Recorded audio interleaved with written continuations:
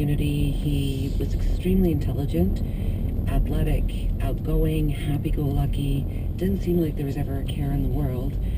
Then as he got into his teen years, he struggled with some depression and had a difficult time, I'd say, when he hit about 14, until he turned 17, when he'd had a suicide attempt, a serious one, and was hospitalized for a couple of months.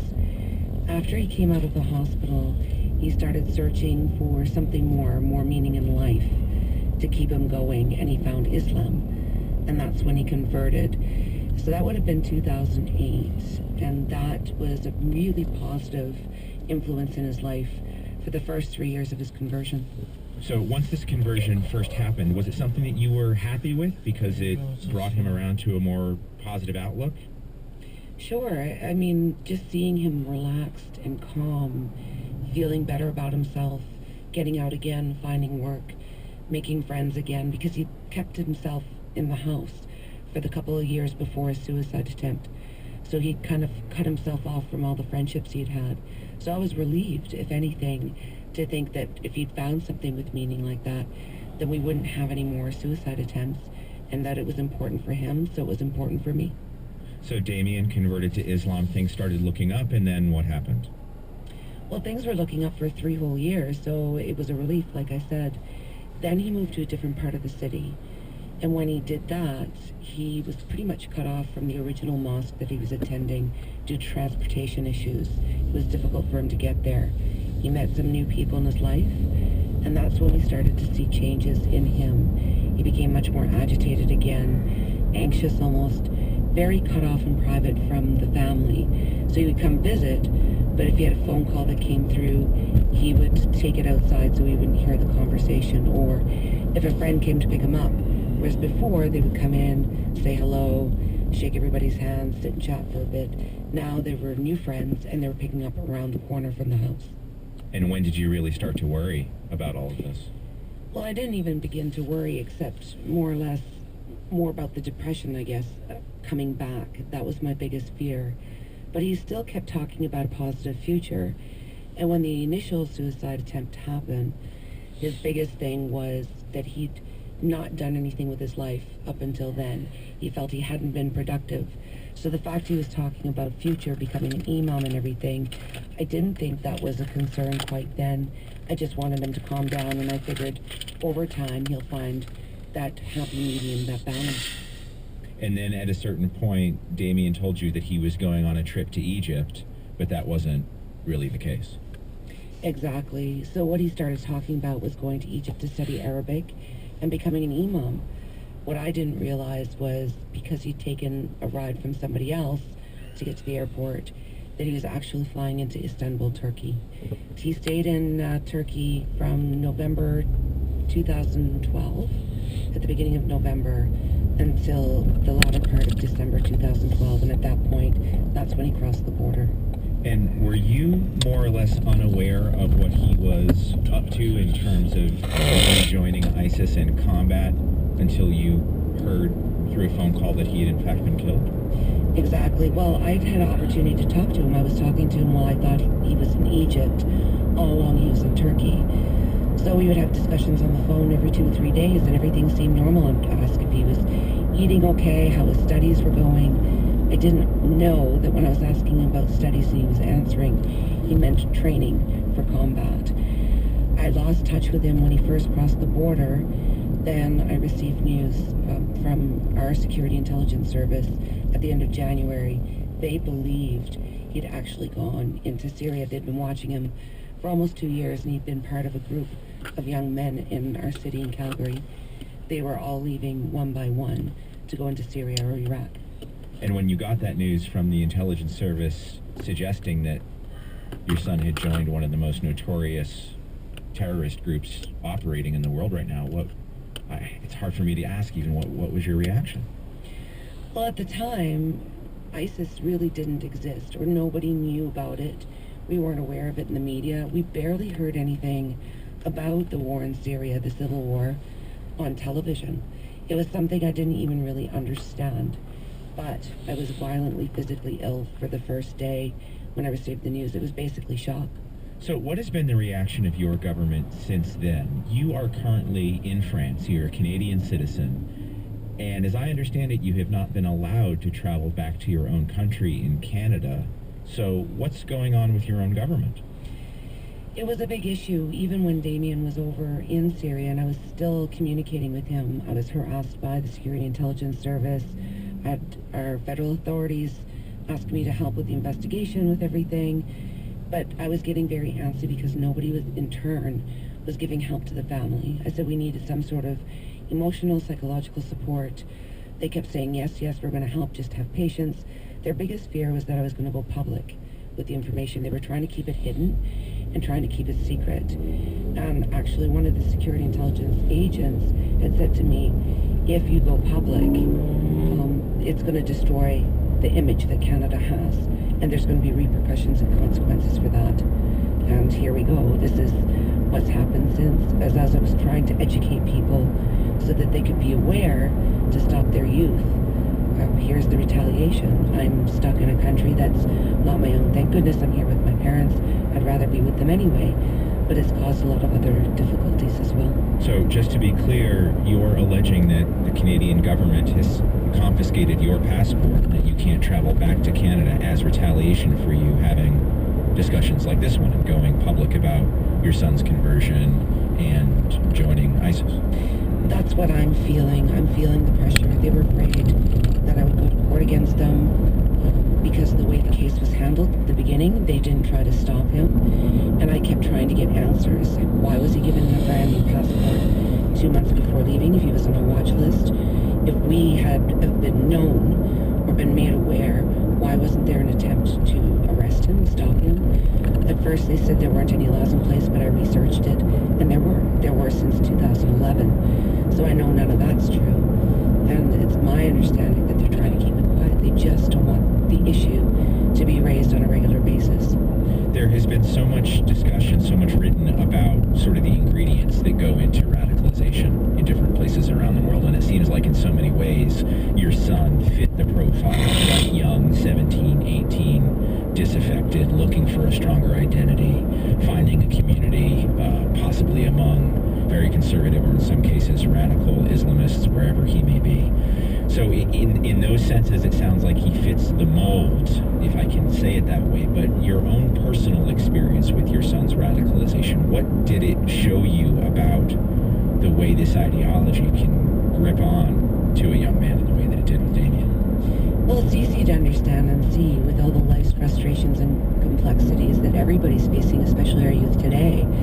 If you have some sort of emotional turmoil, there aren't a lot of resources out there for them to turn to for some sort of positive guidance, and it festers for a while.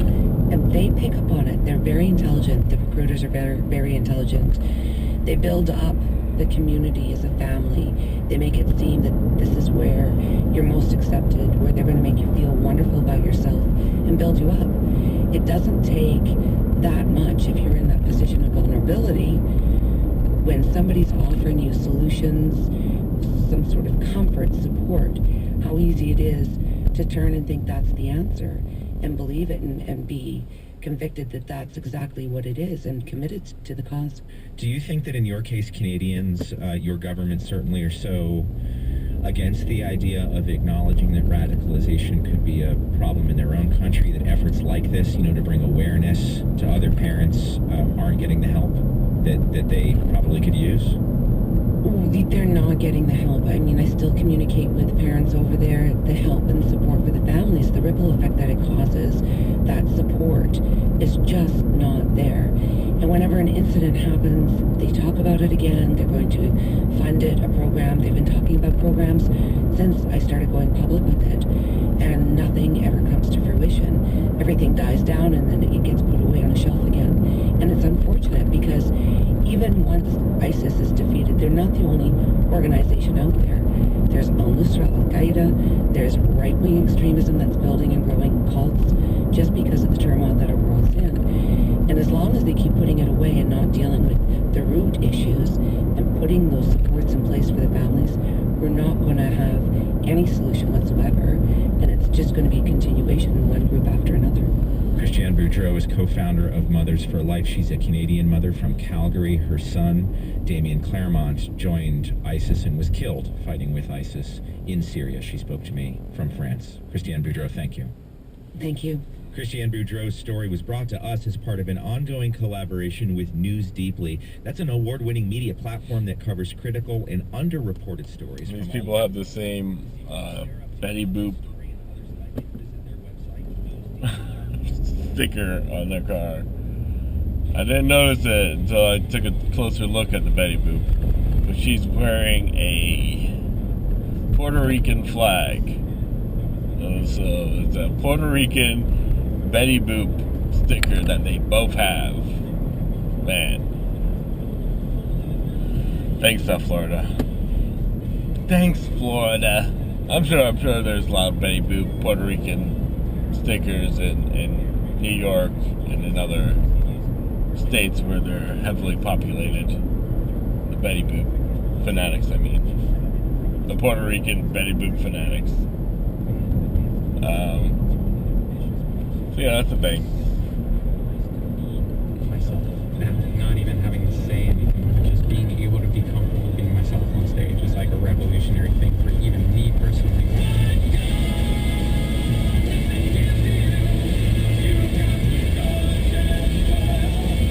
What's coming up later here on The Takeaway? Support for The Takeaway comes from Lumosity, offering a 10-minute fit test to challenge memory, attention, and problem solving. With brain games to calculate baseline scores and build a brain training program. Performance can be compared with global averages. Learn more at lumosity.com. This is 91.3 WLRN. South Florida Symphony presents WLRN WKWM's The Birds. Join us for a nostalgic trip to the past on Thursday, August 25th at 7 p.m. The Arts Radio Network Theater Project will perform the radio play version of The Birds, broadcast live from Tropic Cinema in Key West. This exciting live performance will launch WLRN's Florida Keys Museum and Attractions Weekend. To be a part of the audience, reserve your tickets at thebirds@tropiccinema.com. Sponsored by There's a close-up of the Refreshment sticker, guys. Solutions. There you go. I'm Tom Esbrook. Coming up on the next On Point, David Denby on the 24 great books that can bring even today's kids to reading, and maybe you too. That's coming up in the next On Point from NPR. That's on point today at 11 a.m. A lot of people Here say at that Captain 91.3 America is also WLRN supporting and Keys, 91.5 or sporting and the 108.9 in the Palm Beach. Puerto Rican flag instead of the American flag in some of his costume designs. You're I can listening see to it. The Takeaway from WNYC and PRI Public Radio International in collaboration with the New York Times and WGBH Boston Public Radio. You can't do everything, at least do what you say. I just want to live in a country that knows the difference between love and hate. That's the voice of poet Ebony Stewart, one of 50 writers who crafted messages to the incoming president, whoever that might be, as part of the Poets and Writers Dear President Project. Now, we've been asking you to do the very same thing. We got this from Charlotte, North Carolina. Be honest with us. Work with Congress to reach good decisions that benefit the country as a whole. Understand that special interests are just that. Well, yesterday we heard from poet Evie Shockley. She focused on climate change in her message. Today we go to Reginald Dwayne Betts, who wrote his message to a potential President Hillary Clinton. Your critics, most of them, would have called me super predator back then too, when the memory of the pistol was heavy in palm, and so that's not my focus. But now, unlike then, you have more power, and I'm left to wonder what you would call the young men and women lost in the system. Those who walk down paths they regret.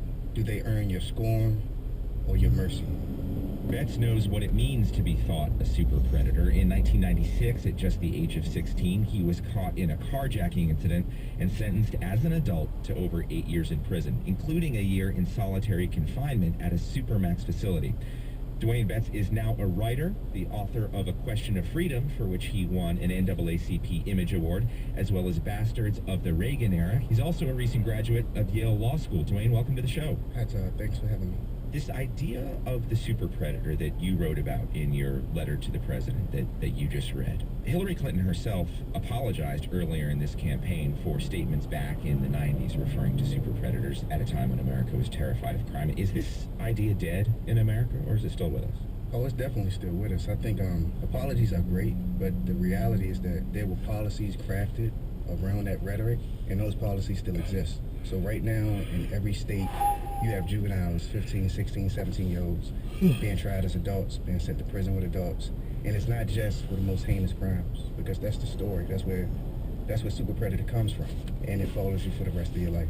So the idea here is that the justice system and people in it view young black men not just as offenders or people on trial, but as super offenders or something to be feared greater than themselves. For instance, in my case, I don't think my prosecutor actually thought I was feared and dangerous. I think that he saw a kid who had made a profound mistake, who had robbed somebody. I don't think he really saw me as feared and dangerous, but he wasn't willing to see me as somebody who could be redeemed. And it's a connection between the rhetoric and the policies and the inability for us to imagine young folks who get in a bad spot to be able to overcome that. So this is personal for you because as a young man, you did have a gun in your hand and you did commit a crime, and now you're a lawyer. It's absolutely personal. And when I went through that, there was very few people in the courtroom who imagined me graduating from the University of Maryland, who imagined me getting a master's degree in poetry from Warren Wilson College, or ultimately getting a law degree from Yale Law School. And I just believe that if we shifted the rhetoric, if we broadened our imagination, then we can make decisions around people who have made mistakes that actually lead to them growing and them being an asset to their society and their communities. And some of the ideas around criminal justice in prisons are changing in this country. We've all seen the movements towards reform, and some of those are slow moving. But are you encouraged by the way policymakers are changing their thinking about prisons and about incarceration and even about sentencing? So I am encouraged, but I just think that rhetoric, that propaganda, anchored the conversation in a way that we haven't gotten away from yet. We're struggling to make changes on that front. You know, that's what a presidential candidate, that's what the president can do, to change the national language around that conversation. You addressed your letter to Hillary Clinton, I guess because you think she's going to win, right?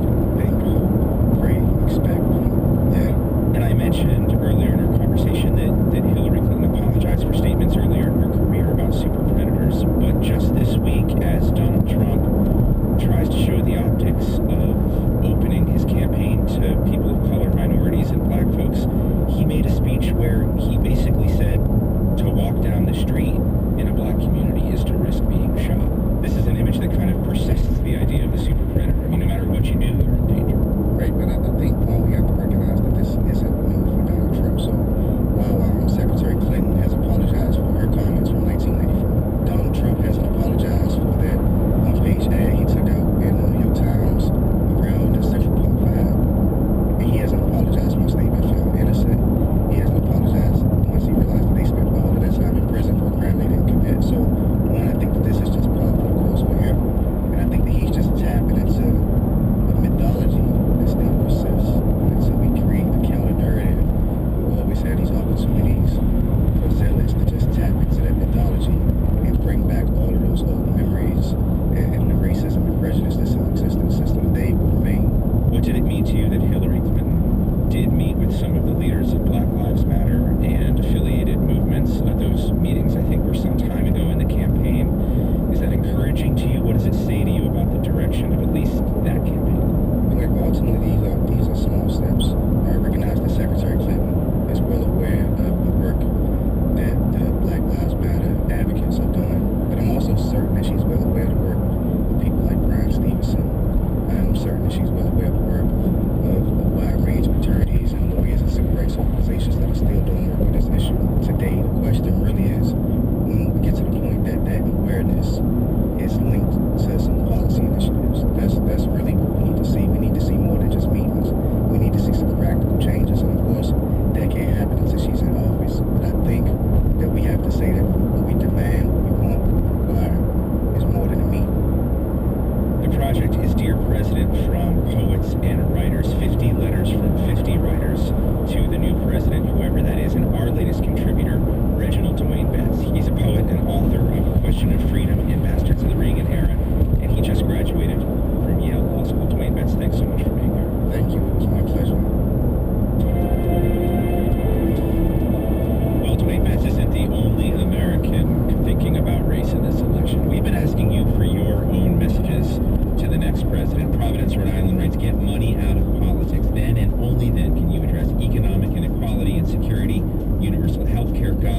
police overreach, racial injustice, criminal justice reform, equal pay for equal work, etc.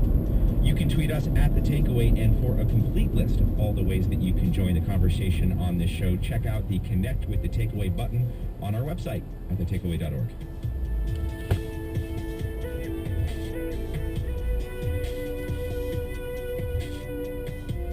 Support for The Takeaway comes from LegalZoom, supporting small business owners across America for over 10 years, with services including business formations and corporate filings, plus independent professionals providing contract review and tax advice. Legal help is at LegalZoom.com.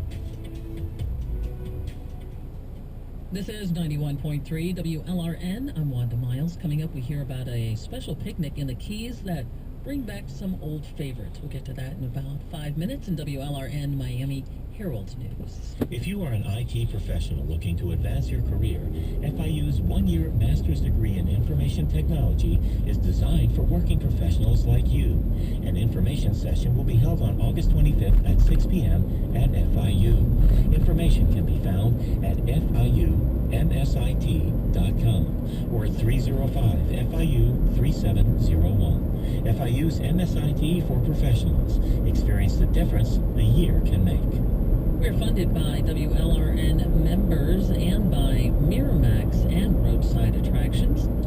Presenting the new film Southside with You, from executive producer John Legend, comes the untold true story of the first date that changed history. First date of Michelle and Barack Obama, in theaters August 26th. Welcome back to The Takeaway. It's Todd Willick with you today. The school year is here, and for a lot of kids, that means toting those EpiPens to school to treat severe allergic reactions. Now, some public schools require students with severe allergies to provide 2 of those life-saving devices in case of emergency, but the price for those EpiPens has shot up over the last couple of years. A pack of 2 injectors is up to $700 in some places, an average price increase of more than 450% over the last 8 years. Now, only one company makes EpiPens. They're called Mylan Pharmaceuticals. They have a near monopoly on the medicine. They're charging hundreds when it costs around $5 to make the injector.